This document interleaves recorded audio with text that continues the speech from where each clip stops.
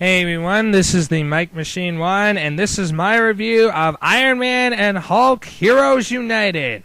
Now, for those of you who don't know, this is the latest Marvel animated direct-to-video movie, or, let's face it, the latest Disney direct-to-video movie, since this is done by Marvel Studios, which is now owned by Disney, and is part of the Avengers Initiative line.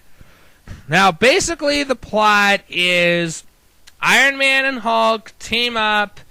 They have to beat Zax after these two agents, AIM agents, Dr. Cruller and Dr. Fump, which are the worst names imaginable and are so damn stupid, create this electric ball of energy. Well, technically, it starts off with Hulk fighting Abomination, Iron Man fighting Jarvis in the Hulkbuster suit, which are fine, and then Dr. Fump and Dr. Cruller capture Hulk and Abomination. Well, Abomination initially works for them. He gets betrayed. Hulk saves Abomination. They create Zax. Iron Man and Hulk have to go on the plane. They say a lot of stupid one-liners. They say smash a lot. I believe Zax starts off as a ball. He turns into a humanoid creature. They get blasted in a Wendigo graveyard. Hulk becomes blind, and Iron Man gets his legs hurt. They patch those injuries up, and they have a climactic battle with Hulk wearing the Iron Man armor on an aircraft. They have a final battle in the dam, which the Zax uses the electric power that drains all the power from the city. Even though we never see the people of the city, it drains all the power from the city. Iron Man decides to restore power to the city, but not after they go get lunch at a local diner. Hence, Hulk was hungry the entirety of the movie. And that's basically Iron Man Hulk Heroes Adventure. What was that, 2 minutes? That was the plot? Because that's basically the damn plot. And that's basically the problem, is that it's boring, and it's mostly, the rest of the movie is one-liners, just Iron Man and Hulk bickering and having one-liners with each other, or fight scenes. And the fight scenes are fine. I mean, they're not bad or anything, but the dialogue, half the dialogue is really bad, especially the one line like Zax, the electric monster. They just call him Sparky. That's it. How about Zappy, Electro Man, Electro Dude? I mean, sure, some of them suck, but what I learned in writings class in high school, use a variety of adjectives. Even Hulk. I mean, all they use is just Big Green or Hulk. I mean, that's about it. Either Big Green or Hulk. How about, Jolly Green Giant or Monster Man? Or, okay, Monster Man sucked, but at least use variety so it's not so goddamn boring. Because that's what this special is. It's boring. And you know what this special is? This is basically a 6 to 8 hour Marvel video game.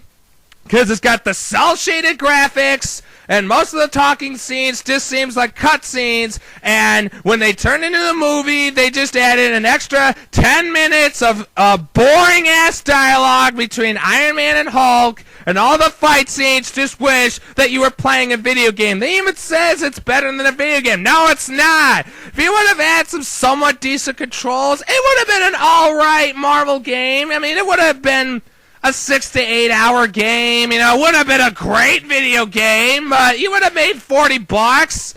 I think you're charging 20 or 30 for the Blu-ray. How about add an extra $10? Make it at least 6 to 8 hours. I mean, at least I would have a little fun smashing. He says, oh, Hulk smash. It'd be more fun for me to do the smashing than just watch him smash and say smash. And at least with Iron Man, he shoots, like Yuga Beam. It'd be more fun to have us actually do the Yuga Beam. That would be more fun and not boring. Now, to this film's credit, the voice actors, Adrian Passar, Fantastic Torse, David Kane, Dee Bradley Baker, and Robert Atkin Downs, they're The voice acting is not the problem. They all do a fine, good job, and I just think their voice talents would have been better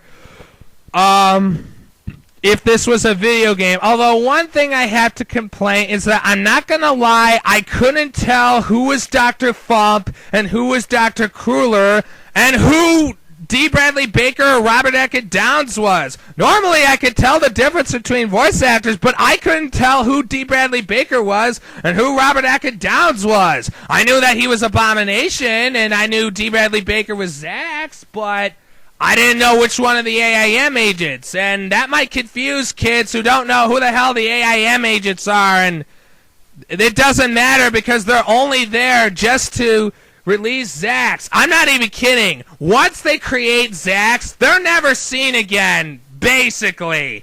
And once Abomination is rescued from the AIM agents, he doesn't show up again. So for like an hour, basically, like, well, it's not even an hour. The special's only an hour and 7 minutes. So basically for 30 minutes, it's just Iron Man, Hulk, Jarvis, and Zax with the Wendigos thrown in there. That's it, and it's boring. I will give credit that Zax was a compelling villain, despite him being very cliche. I had a lot of fun with D. Bradley Baker's voice. So just to give you an idea, it's like, Zax shall rule all! I will consume all the world's energy and rule the universe!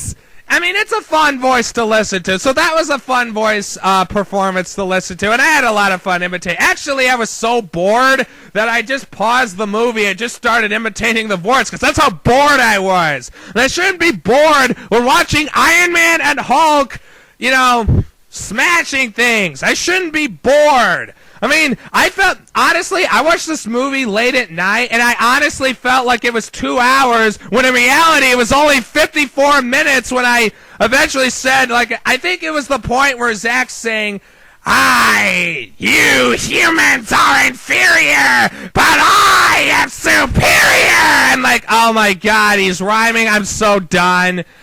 And there was only like 16 minutes left, and you know, that's how bored I was. I thought I was sitting there for 2 hours, and it was only 50 minutes. I mean, I've had economics lectures that are more compelling than this, but maybe it's because I like economics and business schools, and, you know, I like learning. And that should be something when a Iron Man, Hulk, Marvel film is more boring than school. Now, that is a fail on your part, Disney. Well, Marvel, Disney. But on the bright side, though, there is a cool post-credit scene with Red Skull, and it does set up a sequel for Iron Man Captain America. And I will admit, I am looking forward to it. They do the post-credit scene very well. I'll probably rent that one, too. Hopefully it won't be as boring, because I like the idea. You know, I think the concept isn't bad. It's just a boring execution. And honestly, should have been a 6 to 8 hour video game. You know, Disney Interactive could have made, you know, a decent Marvel game. And they're a good company. Disney Interactive has made some decent games. You know, they've made space shooters like Chicken Little Ace in Action. They could have made this game for the PlayStation 3, Xbox 360, and Wii U. They could have done that. You know, maybe they'll make a video game. Actually, you know, Disney Interactive, you should turn this movie into a video game. It won't be the best game in the world, but you'll make some money. You could charge $40. I wouldn't port it to the Xbox One or PlayStation 4, but, you know, I'd port it to those consoles, and, you know, you could make some money, but I'm sure you were betting on Lego Marvel, which is a very fun game, and, you know, it's got a lot of Marvel characters. I totally recommend buying that, by the way, but overall, this is just an unfortunate, boring movie.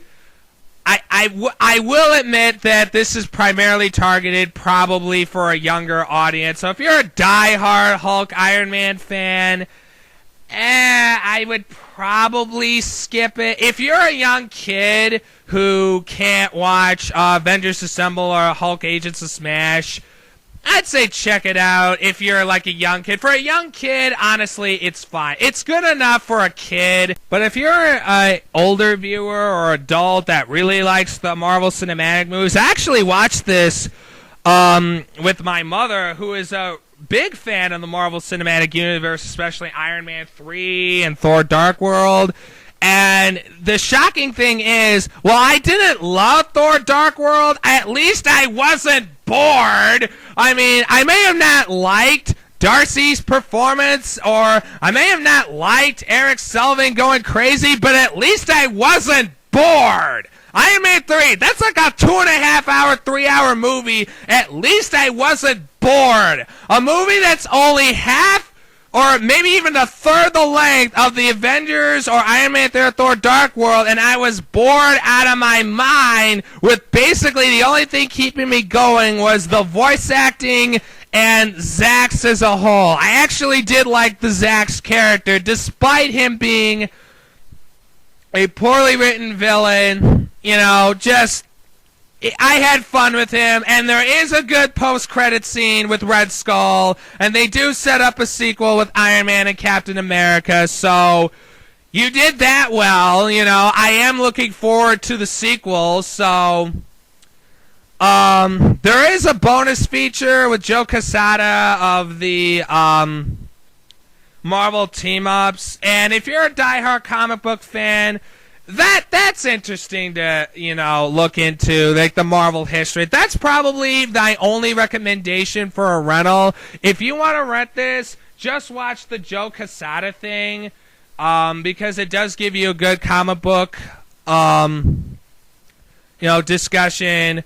The Marvel mashups are okay. I mean, I didn't like them at first, but when I watched them, they were minorly amusing, but They're meant for a kid. I'm sure the kids will enjoy the Marvel mashups. Like, if there's someone from, like, 7 to 12, they enjoy the Marvel mashups. It's honestly, if you rented this for your 7 to 12-year-old, sure, there's a lot of electricity and guns in there, but I don't think it's anything too bad. So I think if you wanted to rent this for your kid, your little boy, that's fine. But if you're over the age of 14, this is going to be kind of a bore fest. But we'll see what they do with the sequel. If you want a good Iron Man Hulk relationship in recent, the third episode of Hulk Agents of Smash actually does a much better job of showing the relationship between Iron Man and Hulk. And that has the same voice actors and even the same vocal director, and it's done really well. Or if you really want to, go watch The Avengers, or heck, even Iron Man 3 has a post-credits scene with Bruce Banner and Iron Man, and that was some nice, witty dialogue. Of course, it's Robert Downey Jr. and Mark Ruffalo, so they're going to be fantastic. But, yeah, if you want some entertaining Iron Man Hulk stuff, go watch the Iron Man Hulkbuster Hulk Agents of Smash episode. Go watch The Avengers, or go watch Iron Man 3. I would only recommend this to a younger viewer. The post-credits scene is kind of your reward for sitting through the boring hour and 7 minutes. But I don't know when the Iron Man Captain America thing's going to be released. I think they're going to release it, and I am looking forward to it because they set it up well, but seeing the trailer on Amazon, it kind of looks like it's going to be the same as this one, but they have another cool post-credit scene. I don't know. Maybe they'll do something with Thor, but so that concludes my review of Iron Man Hulk Heroes United, and hope you all have a good day.